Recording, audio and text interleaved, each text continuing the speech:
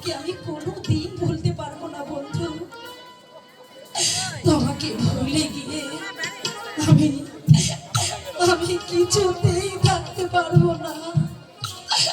শোনো বন্ধু, আমাদের দুজনের মাঝখানে যতই বৈশাখী ঝড় আসুক না কেন, যতই বাধা বিঘ্ন আসুক না কেন, আমি আমি তোমার জীবন থেকে কোনোদিন চলে যাব না।